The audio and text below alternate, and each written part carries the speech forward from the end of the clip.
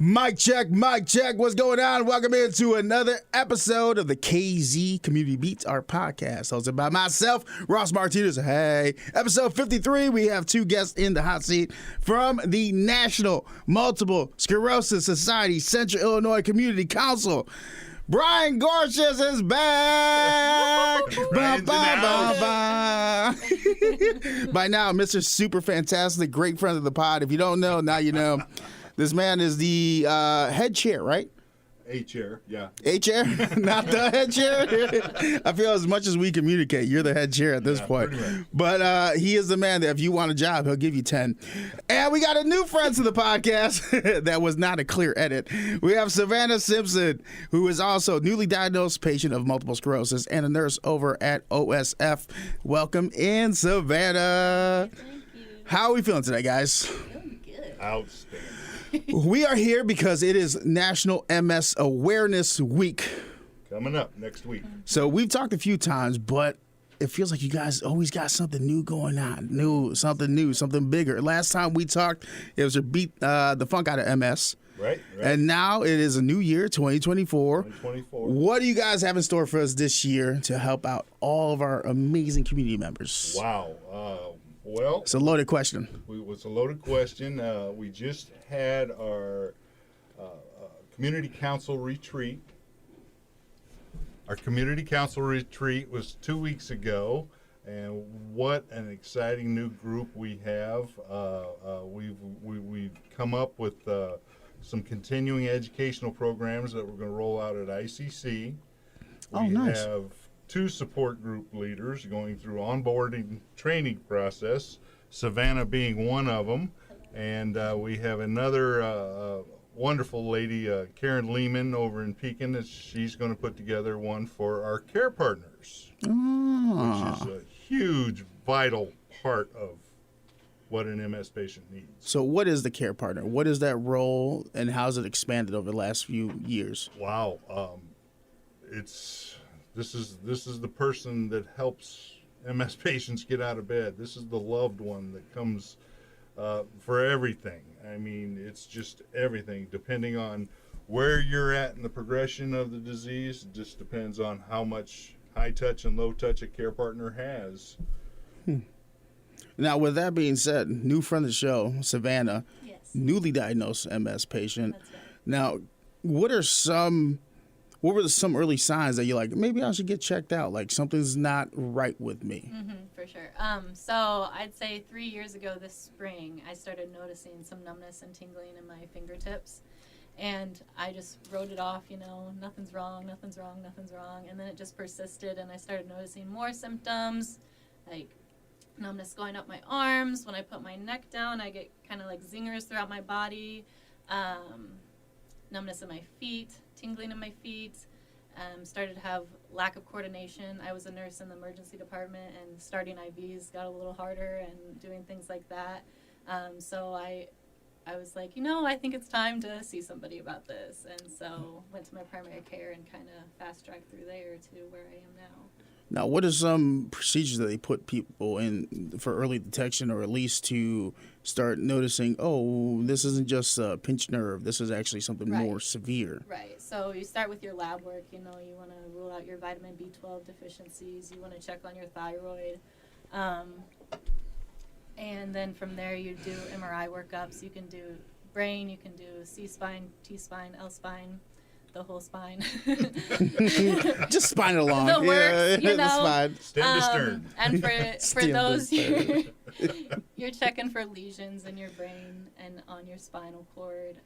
And then I got a lumbar puncture as well, and there you're checking for levels of oglioclonal bands. Good word. I've heard that never in my life. I've said it never in my life. And a couple other levels there, and mine were all very wonky. How was it emotionally when you started being told that this was a possibility, that your life was about to change drastically? Right. At first, I'd self-diagnosed myself with MS. Were you on WebMD? Right. Like Google out the wazoo. I was like, I have MS. And my neurologist at first wasn't convinced. and so he kind of worked me up. One of my lesions in my neck looked like a tumor, so I got worked up from neurosurgery. I went up to Chicago and got worked up there, and their neuro-oncologist saw me. They ruled out cancer based on my lumbar puncture results, and then kind of going through it after that, it was almost like an out-of-body experience. Like, things were being said to me, I was seeing results coming through, and I was just like, this isn't me. Yeah. Like, what's happening? Kind of No. like imposter syndrome. Like, you're talking about somebody different right now. It's not me. Yeah. It can't be me. But then when I got the diagnosis, I was kind of like, okay. I was very calm, and my mom was with me, and she started crying. And I remember the nurse asking her if she was okay, and I was like, wait, am I okay? They're not okay. Nobody's okay. Another loaded question. Yeah. So from there, it's kind of been, a back and forth dance of that question, am I okay? And then going to the opposite end of the spectrum and feeling completely okay and completely at peace with what's happening to me. And I know it's been kind of a short-term thing. It's only been, 7 months since I've been diagnosed, but I feel like I was kind of swooped up by the National MS Society, and I found a community, and I found contacts within the MS community, and that has been, I'll say it, life-changing. Brian and I have talked about this a lot of times, just finding your tribe in life and Right. finding people that can provide you with laughter. I feel like no matter what people go through, that laughter to help kind of numb the pain. Sorry for the horrible pun. No. But, you know what I mean? You're good. It's all It's a good. thing. It's a thing. Yeah. I think the one thing I've learned while meeting you, Brian, and talking to people like Nicole and everybody else that you've introduced me to here at MS is that all y'all have great senses of humor. Like, is that something that you had prior, or is that something you had to adopt to kind of, mend through the process? Right. Like, I feel like Brian's always had this jovial jokester image to him, Yeah. but has it enhanced since you were diagnosed? Ross, being the king of optimism that I am, it's when life deals you crap over and over and over again, you've got two options. You either get buried by that crap or you get on top of that crap. And laughter is the best medicine out there. So that's the crap that I prefer. I the mean, laughter. if you're sitting on crap, you gotta be laughing. 'Cause Like, what else can you do? like, this is where I am now. King of the hill, right? Yeah. Now, Savannah, I gotta ask this. Like, Yeah. newly diagnosed this past year, and you're also married. Was that also a challenge? Were you guys newly married also when the diagnosis started happening? We were 6 months into our marriage when I was diagnosed. 6 months Yes. in. Yes. How did that change things? That process. It just kind of changed the way we communicate. I think we've grown in the way we communicate because I've had to become more vulnerable as far as what I'm going through and kind of like exposing that almost, not only physically but emotionally, mentally, and that has been a process. It's almost a new role that I've stepped into, and he's had to step into as well. It's a learning For process. sure, a learning curve. I asked this to bring it back to what you initially talked about, how you have educational seminars and classes and courses for people that take care or help facilitate need where needed for patients with MS. Has that also been something that your husband has kind of learned a little bit from, or has started taking a little bit, or is looking to take some courses? Yeah, I think he'd be open to it once that support group starts up. Right. He's come to events with me along with my whole family. Yeah. So I've had a great support system I see. through and through. How has your personal view of things kind of changed since being diagnosed to finding the support group to seeing how big the group is actually starting to have an impact within our community itself? Yeah.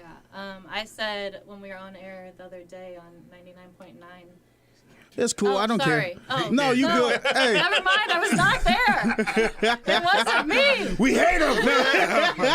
Damn. No, I don't care. Okay. You're good. You're good. You're good. I'm gonna leave that in too. We'll cut that part out. Nah. Hey, you know what? We're about community Oh. here, Promote. baby. We promote. She's new. No. I know. You're good. You're good. It's all jokes. I was talking. It's a lot different than being live. Isn't it? I like this better. I like this. This a is lot way better. more chill. Yeah. Right. I will tell you this. We've had, I've had the program director of Strictly Hip Hop, Mark Supreme, amazing cat, come here. And me and him will toss each other interviews and people, and we'll hit each other up for advice.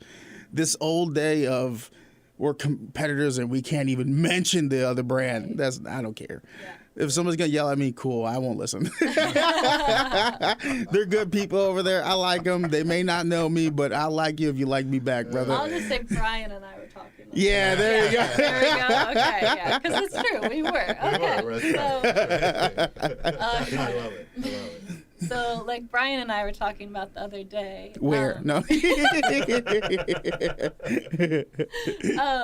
When I was first diagnosed, I felt like I was a lot smaller than the disease, and Ooh. What do you mean by that? That's a very interesting. like it was just this looming, kind of like cloud almost, that had found me and was above me, and I think I felt that way just because of the seriousness of it all.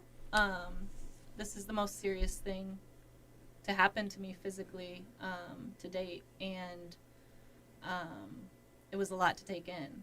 And once I found the MS Society and the community, now I feel like I am bigger than it. And it's no longer looming above me.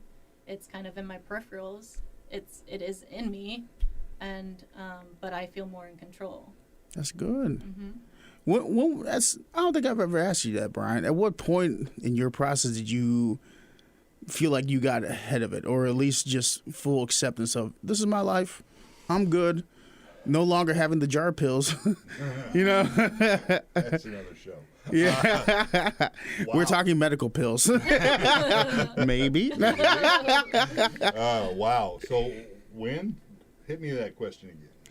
So, at what point in your journey after being diagnosed with multiple sclerosis and feeling the uncertainty of what is to come, did you make peace with this is my life now? Because you were diagnosed when? 1999. Oh, yeah, it's been a while. Providers think it's been in my life since before 1983, when I had a mysterious mono-like illness run through my body, but which they think that is first time MS was rearing its head. For me, Ross, when I walked out of that neurologist office and you have MS, brother, I went into a deep, dark depression place, withdrew from everything, and lost my job, and my whole life was rocked. It was shit, yeah. And, Everything hit the fan. To have to swallow all that and call mom and say, "Can I come stay in the basement when you're 35 years old?" is Hits the really, pride. really good reason to go into that dark spot. And it's when a paid staffer came down from the National MS Society and actually put on a support group, and I knew every face in the room. I've been able to make a pitch or two in my life, and after going through the program, I realized that we don't need paid staffers here. We need volunteers that live with this disease to bring the community together. So, it is such a long process, but the sooner people realize that the MS, they have MS, but MS does not have them, that's when the lights will come back on and life gets better. Yeah. You learn to accept what's happened and embrace it and do everything you can to improve the quality of other people's lives that live with this and show them that there is a better way, another way. You know what I love about that last thing you said right there? Since Wait. I've met you, and no, not that, but helping other people feel accepted. I feel like every time we talk, there's a new person you've brought into the community, whether they are patients of MS or just sympathizers, people that just want to help out to the cause. What does it mean for you as someone who's taken charge of, the Multiple Sclerosis Society here in Central Illinois to bring somebody new in like Savannah who had her life changed drastically not even a year ago after getting married, all this. Now you'll have new courses and education for her husband that's able to better understand the process she's going through. What's that mean to you? I mean, my heart is full. My heart is so full. This is the best medicine I have, is to be able to help others. Yeah. Our home was destroyed in 2013 by the tornado that went through Washington. And the switch that was flipped for me was when the thousands of volunteers converged on our property over a couple of years' time. And they all showed me no matter what my ability is. And I use the word ability, not disability. But what my ability is, as long as I'm serving my fellow man, I'm in the right spot. Yeah, I think you're doing a good job, man. It's just been... I mean, talk about service and pouring back in the community and feeling the outpour from our community here locally in Peoria, Pekin, Washington, Morden, all this central Illinois surrounding area. Let's talk about the event coming up in April, Walk MS. It's going to be in a new location. Oh, my gosh. So, Talk to me about the big improvement, because from when we met till now, it's taken on a completely new vision now. Right. So our walk has traditionally been on the north side of town at Junction City. We have outgrown that spot. I'm really excited about that. This year we have moved the walk down to the beautiful Peoria Riverfront Landing. Working with the Park District has been fantastic. These guys are jumping through hoops to make sure all of our constituents have one heck of an experience. Along with the new festival site, we have a whole new walk experience that's based around the circles of support. And you're going to, when people come, they're going to see a level of emotion that they've never seen before, happiness, sadness. It's a day of celebration for the MS community. Along with the new walk site, the new walk experience, we have a new fundraising platform that gives all the participants tools to help us reach all of our fundraising goals, and it's just so awesome, so awesome. The National MS Society is about to launch a revised website that's even going to be more user-friendly, not only for the patients and care partners, but a big arm of what we do, is educate the providers. So there's a whole new improved section for providers to stay updated on all the information. It's like a full wraparound service for the community. And I tell you what, good things are happening. Yeah. Good things are happening. And Pathways to Cures, I encourage everybody to Google that, Pathways to Cures, MS, and you're going to see a collective organization of, I think there's 13 countries involved. They're all sharing knowledge to fast track a cure for MS, which, our vision is a world free of MS. And then our mission, of course, is we will cure MS while empowering people affected by MS to live their best lives. It was only 5 years ago they added that word cure into our mission statement. And the National MS Society in the research has made more progress in the past 7 years than we have in the previous 70 years. What's that credit to? Just getting more awareness, or technology has finally caught up to... Technology, funding. We're the largest private funder in the world of multiple sclerosis research.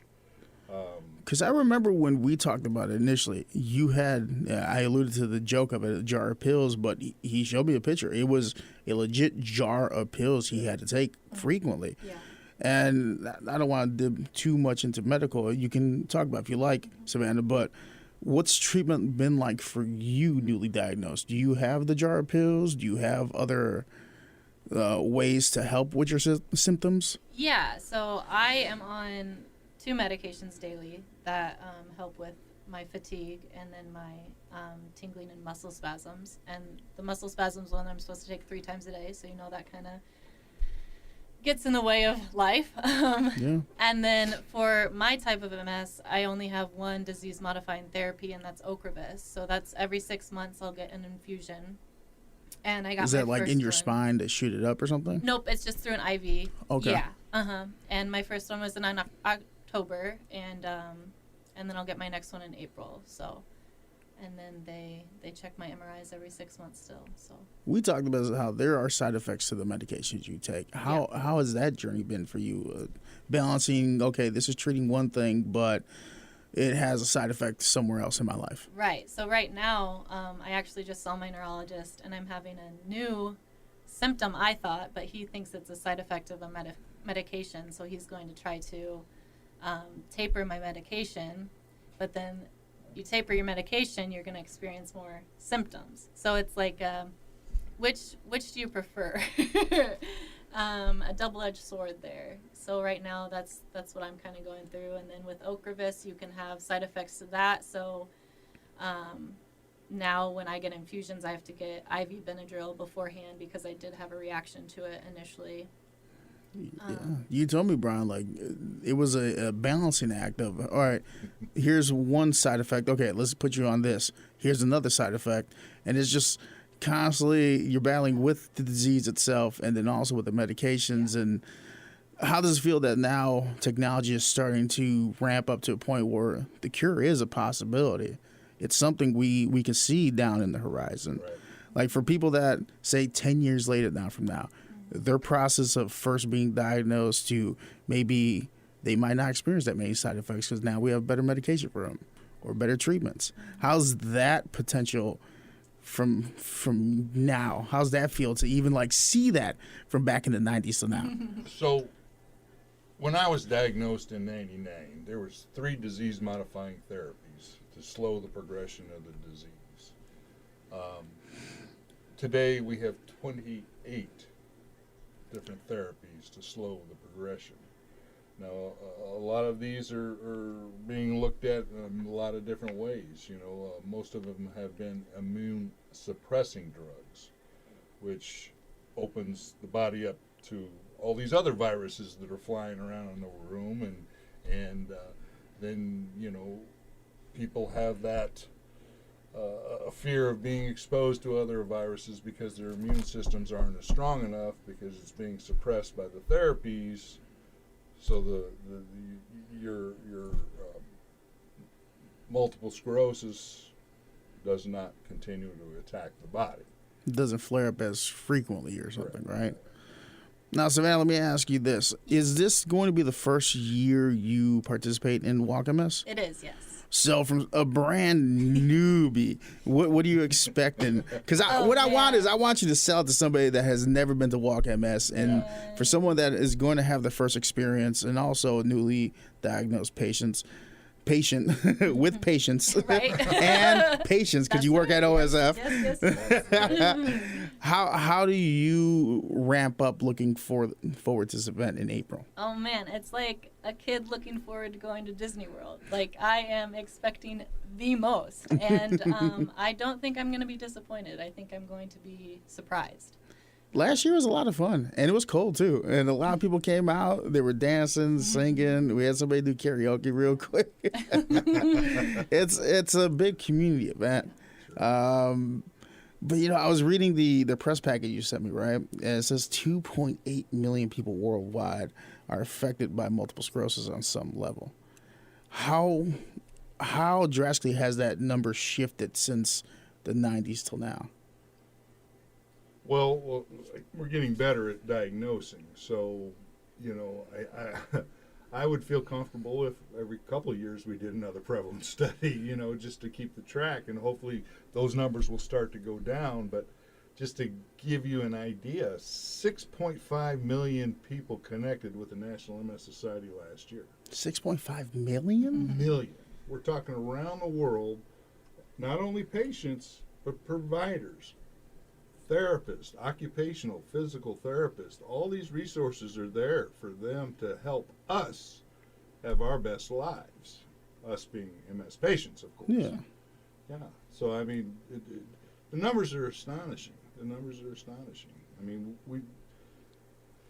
the National MS Society has spent over $1 billion in research to get us to this point. Yeah. And if we need to spend another $1 billion to get us to the finish line, by God, we're going to do it. If there's one man that can make it happen.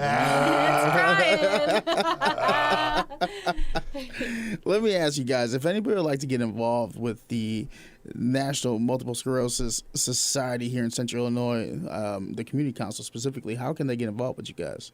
You can reach out to us on Facebook, find us. You can Google MS in Central Illinois, and we'll come up at the top. We have our support group is the Central Illinois MS Community Network, and of course we have the Central Illinois MS Community Council. And you can also go to the nationalmssociety.org and type in resources Central Illinois, and we'll be right there. My phone number is 309-657-4144. Call me. I will tell you all the ways to get involved. He will. He will. That's the first. How long have you known Brian now? I think we met in October, was it? November? Beat the October? funk out of Yeah, MS, beat the funk, man. Yeah. Oh, she was at Beat the Funk? Yeah. Yeah, brought the Yes, whole yes. family. It was awesome. I'm trying to remember that. I feel like I was running all over that event. You like were, I you have were. no idea what's happening. I was just in the moment, just having a good It time. was the zone, man. Yeah. I can't wait. It's on the books for October 5 again, 2024. We'll do it again. Heck yeah, we will. We'll make fun. We'll try to raise a lot more funds. But that's interesting though, just to see. Savannah, what would you say to somebody right now that is where you were back in, let's say, June of last year? Oh man, don't give up and don't be discouraged. I think that's the biggest thing is there's so many potential diagnoses that can come from the workups that providers do, and it gets discouraging. But you will find your way, and one way or another you will be taken care of with a plan of action. For someone that's been a part of multiple sclerosis and communities, engagements, service, what do you want to tell somebody that is newly diagnosed, that feels under the cloud, that has still, it's hard to see the light? What would you tell them, Brian? I'm going to use the words of Walt Whitman. Keep facing toward that sun, and those shadows will fall behind you. I like that. Right. I do like that. I like Shout that. out, Walt. Right. We have to deal with crap every day. Yeah. Everybody.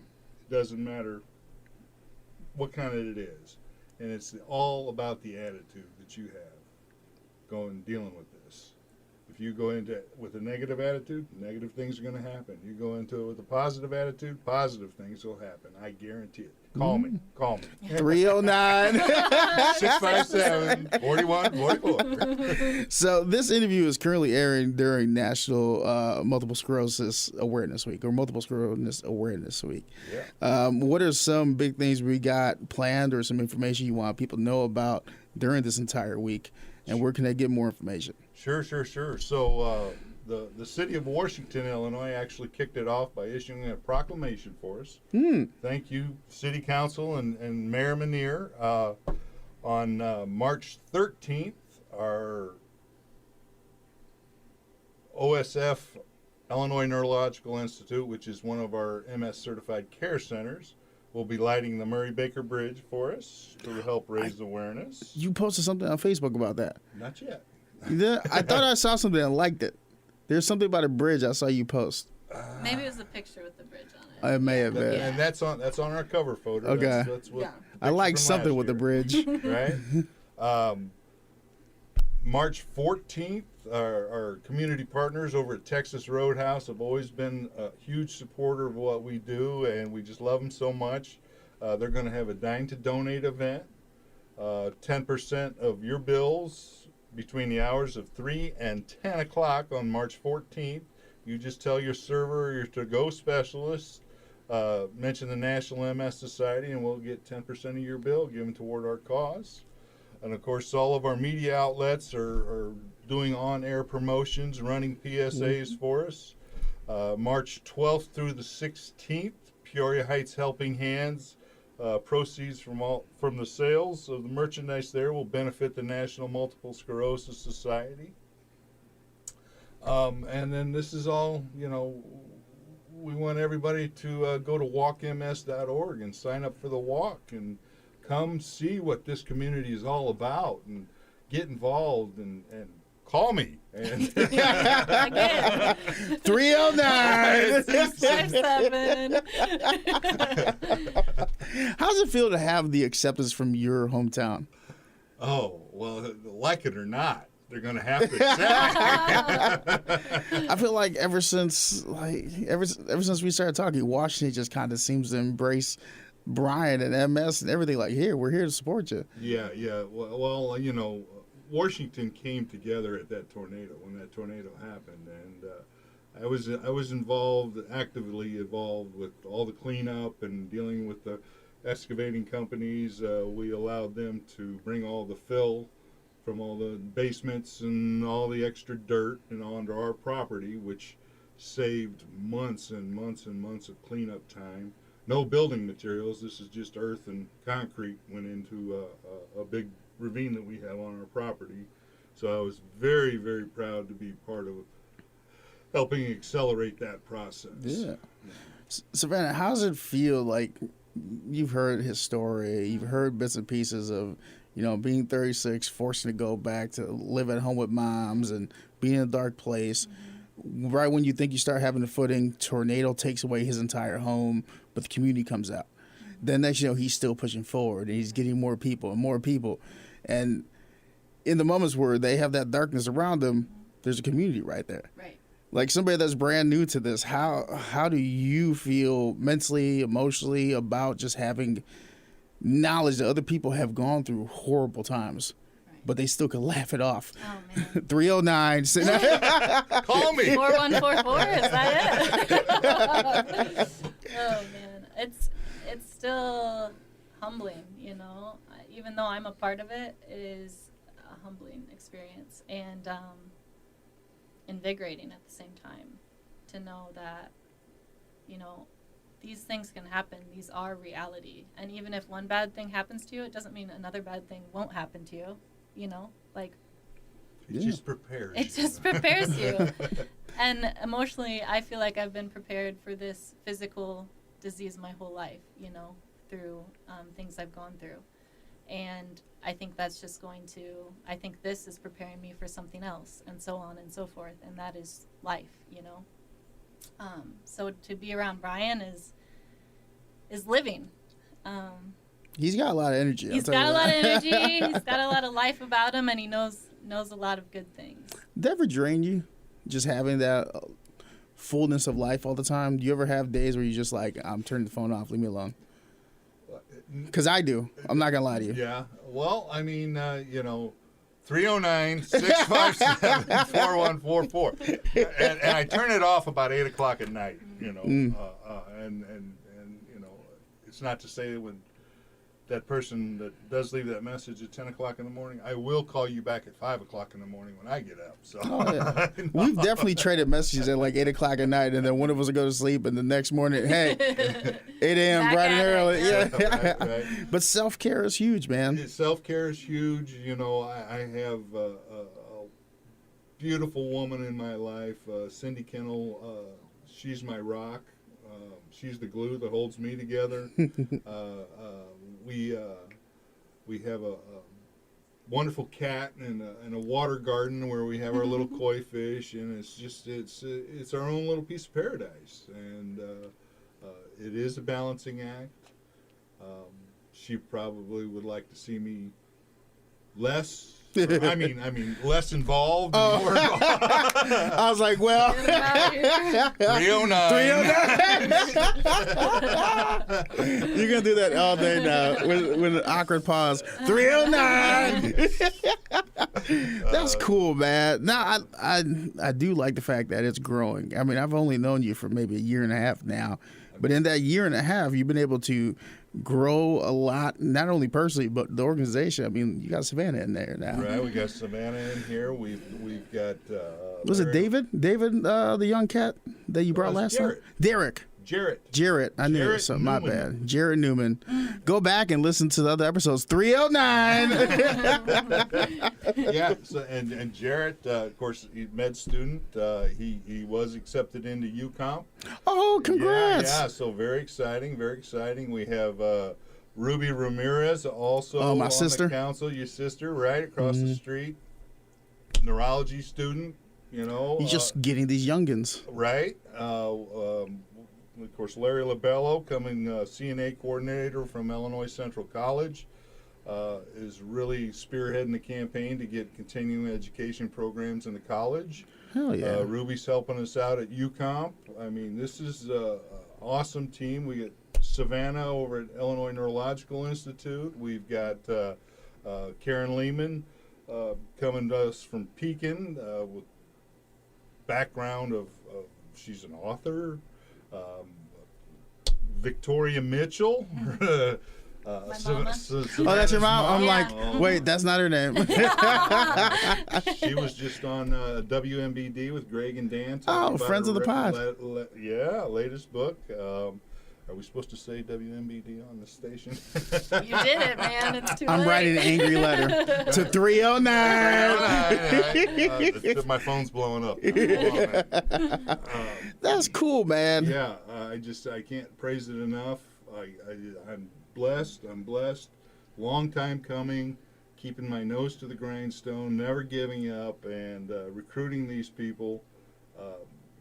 If you see me on the street, I'm going to ask you. I'm going to ask you. There's no doubt about it. That's what I do. If your shirt has an M or S on it, we're talking to you. If not, I'll give you a shirt with an M&S on it, right, Ross? 309. Savannah, I like to ask every person that first comes onto this podcast this question. It's a deep question. It was going to mess you up. Bring it on. These podcasts are collections of stories. Like books. You put them on the shelf, you read them, you get a gold nugget out of it. Like one of my favorite books back then was The Giver. Love that book. Great story, great moral. When your story's said and done, what's the gold nugget you want people to take away? Oh, man. That's a good 309. question. Yeah, let me phone a friend. The gold nugget is the beauty in the struggle, I would say. I think life is, can we cuss on this podcast? Yeah. Fucking hard. Yeah. Life is fucking hard. You're the one that's experiencing it. How am I going to tell you it's a And- podcast? If someone got mad, well, call me at 309. Yeah, right? If you can continuously find the small things and the beautiful things, you are doing it. There's a blessing in the redirection. Yes. Right. Sometimes you never know. It could be your hardest challenge, but it could bring the greatest tribe you ever For needed. sure. Right. Yeah. I love There's it. so much resilience in this community. It's just phenomenal. And, Oh. and I get a lot of my strength from that. Yeah, you have you know, to. the struggles. You know, I know the struggles. I see the struggles. You've experienced struggles. Yeah, right. I live it. Yeah. So you know, I can relate. And having that relationship, even though we're not related, we're all related. you Well, know? yeah. Oh yeah. So I mean, you're related in pain, but in like a way that allows you to almost empathetically just understand each other's ins and outs, the little subtleties of the bullshit you have to experience on a day-to-day basis. That struggle, it's like having a coworker. You both hate the same place, and you both understand, like, give each other a look. Camaraderie. Call me at 309. So one last time, Brian, give us that number one more time so people know where to go. 309-657-4144. So we are in the middle of MS Awareness Week. Thank you guys so much for coming through. 309. Go ahead one more time. But 657-4144. I love you, Cindy. Aw, look at this guy all cheesing. Right. And what's the website they need to go to? www.nationalmssociety.org. And we have Walk MS happening April what? 21st. On the riverfront. And for more information, where should you go for that? walkms.org. All right. Any last message you want for the community? Anything you want them to know? I would just, I'd like to make the ask out to all of Central Illinois to help us raise awareness, put on an orange shirt, take a picture, post it on social media, tag the National MS Society, Central Illinois Community Council, and the National Multiple Sclerosis Society.